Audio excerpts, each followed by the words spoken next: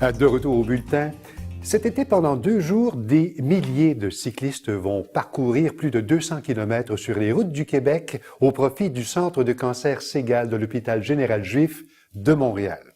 Pour nous parler des préparatifs, on a avec nous Madame Siobhan O'Brien. Elle est responsable des événements spéciaux à la Fondation de l'Hôpital général juif. Bonjour, Madame O'Brien. Bonjour. Merci de vous être déplacée. On a voulu en savoir un peu plus sur l'événement, le cyclo-défi Enbridge qui s'en vient au mois de juillet. Et juste pour faire une mise en situation, c'est que il y a quelques jours décédait Jean-Luc Thibault, qui pendant 17 ans a été l'animateur de ce même bulletin que vous regardez présentement. Et on a reçu de la part de son neveu, Mathieu Thibault, une lettre qui demande de collaborer pour faire en sorte que lui puisse relever ce cyclo-défi Enbridge contre le cancer. Madame O'Brien, merci beaucoup d'être avec nous. Merci, ça fait plaisir. Depuis 2009, le cyclo-défi Enbridge a recueilli plus de 37 millions de dollars quand même. 37 millions, oui. À quoi servent les fonds recueillis? Les fonds nous permettent à l'Hôpital général juif d'avancer nos recherches dans le cancer, de recruter des chercheurs mondialement reconnus pour nous aider, d'acheter des équipements nouveaux et d'avancer les technologies et des thérapies pour nos patients. Comment se positionne l'expertise du Centre de cancer Ségale, mais à l'échelle québécoise? À l'échelle québécoise, nous sommes seulement quatre qui sont un centre intégré de cancer, ce qui veut dire, oui. c'est là où on fait les soins cliniques et aussi la recherche en même installation. Ça qui nous permet de chercher non seulement les médecins, mais aussi les cliniciens chercheurs pour nous aider à notre mission de vaincre le cancer. Madame O'Brien, on va aller tout de suite dans le vif du sujet parce que l'événement, et je parle du cyclo-défi Enbridge, ça se déroule les 11 et 12 juillet prochains. Oui. D'ici là, les participants inscrits doivent amasser un minimum de 2500 dollars chacun. Et de quelle façon les soutenez-vous, ces gens-là, c'est une démarche de sollicitation, là? Oui, c'est ça. Et c'est un défi, mais c'est un défi qui est vraiment achevable pour chaque personne.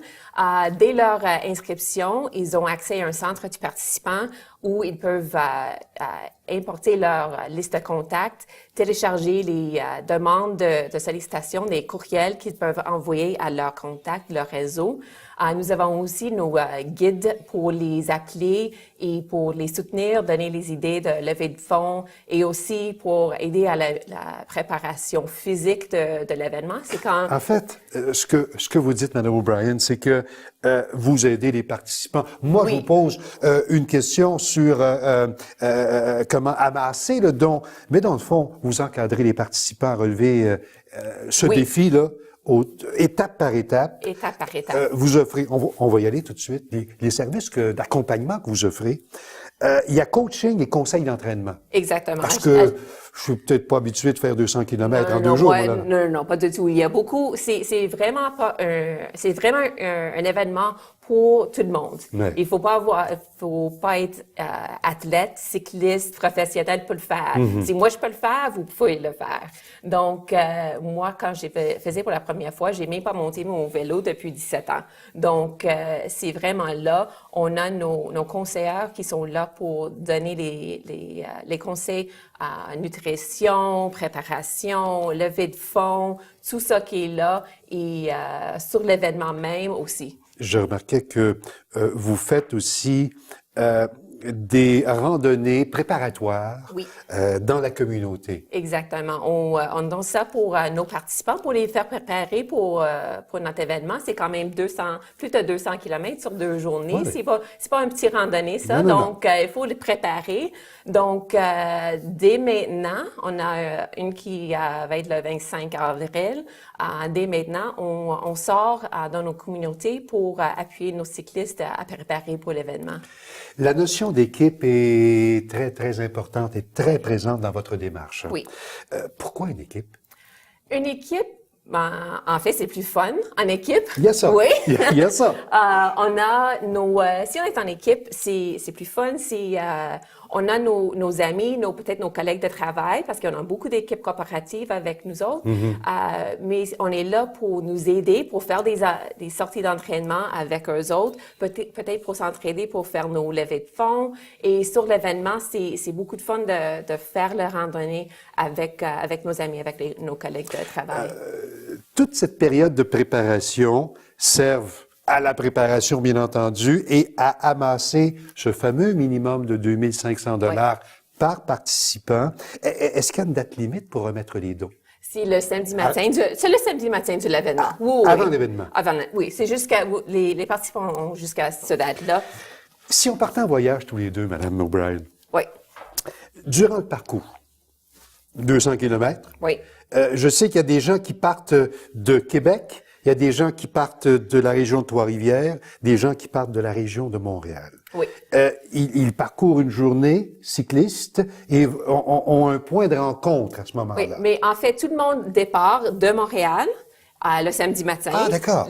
Ceux qui viennent du Québec et de Trois-Rivières rentrent à Montréal le vendredi soir et on part en équipe. Tout le monde part en même temps. Oui, tout le monde part jusqu'à Trois-Rivières le samedi matin.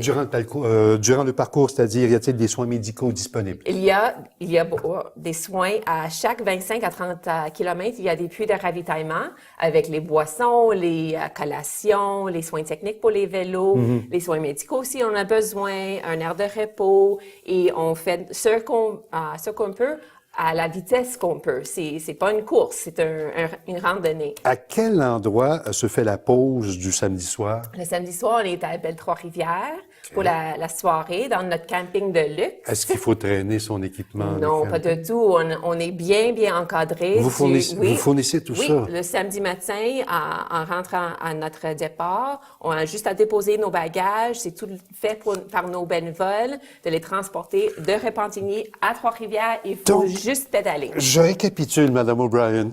Vous dites, on a besoin de sous pour nos œuvres. Pédaler, nous, on va vous encadrer jusqu'au fil d'arrivée. Exactement. C'est à peu près ce que vous faites. C'est ça. OK. Une petite dernière, parce que j'aimerais qu'on parle des bénévoles. Oui. Vous comptez sur de nombreux bénévoles, mais de quel type de bénévolat avez-vous besoin? On a besoin de beaucoup de bénévoles. Pour monter notre camping de luxe, on a besoin de ça pour servir nos lunchs, pour aider nos participants, pour encadrer nos participants.